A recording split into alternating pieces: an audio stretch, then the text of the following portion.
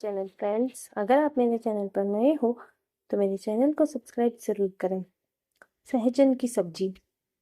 गांव के एक कोने में बसी थी राम दुलारी, जो अपने बेटे शिवम और बहू प्रिया के साथ रहती थी। राम दुलारी परंपराओं की पक्की थी और प्रिया शहर से पढ़कर आई थी, थोड़ी आधुनिक सोच वाली। दोनों के बीच अक्सर छोटी छोटी बातों को लेकर तकरार हो जाया करती थी। एक दिन की बात है, राम दुलारी सुबह उठकर सब्जी मंडी गई और बड़ी खुशी से सहजन ले आई। आज तो सहजन की सब्जी बनाऊंगी, शिवम को कितनी पसंद है, वो बुदबुदाई।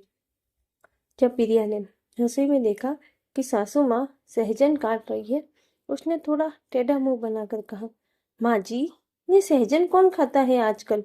इसमें कुछ स्वाद नहीं होता और बीज तो गले में फंस जाते हैं। मैं कुछ और बना देती हूँ। राम दुलारी तमतमा गई। अरे बहू, सहजन औषधि है, शरीर के लिए अमृत है, और फिर तेरे पति को पसंद है ये। लेकिन माँ जी, मैं कुछ नया बनाना चाहती हूँ, कुछ जो थोड़ा मॉडर्न हो। हर बार वही पुरानी सब्जी, घर में कोई बदलाव तो हो। बात बात में तकरार बढ़ गई। शिवम ने भी बीच बचाव की कोशिश की, मगर दोनों उलझती गई। खाना भी नहीं बना और दोनों का मन भी बिगड़ गया। अगले दिन प्रिया अकेली रसोई में बैठी थी। उसे रात की बात याद आ रही थी। तभी उसके फोन पर एक नोटिफिकेशन आया, 5 स्वास्थ्यवर्धक भारतीय सब्जियां। उसने उत्सुकता से खोलना और पढ़ना शुरू किया। पहले नंबर पर था सहजन, ड्रम स्टिक। जैसे जैसे उसने पढ़ा, सहजन डायबिटीज, ब्लड प्रेशर और इम्यूनिटी के लिए फायदेमंद होता है। उसी माँ की बात याद आने लगी। उसके मन में पछतावे की लहर दौड़ गई।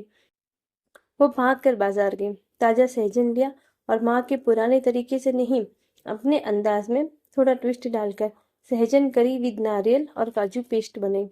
रसोई से खुशबू निकलकर पूरे घर में फैल गई। राम दुलारी ने अचरज से पूछा, ये क्या बना रही है?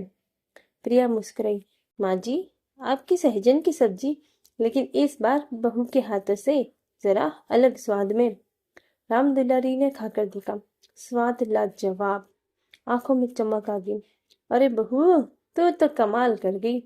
ये तो तेरी सहजन से भी ज्यादा स्वादिष्ट है। उस दिन के बाद रसोई में न झगड़ा होता है, न मन मुटाव। कभी माँ पुराने तरीकों से बनाती तो कभी बहू नए अंदाज में। और सबसे खास बात, हम दोनों एक दूसरे के स्वाद और सोच का सम्मान करने लगी थी। इस कहानी से यही सीख मिलती, छोटी छोटी बातें जब समझदारी और प्रेम से सुलझी जाए तो वही रिश्तों को मजबूत बना देती है। सहजन की सब्जी तो बस एक बहाना था, असली स्वाद तो रिश्तों की मिठास में था।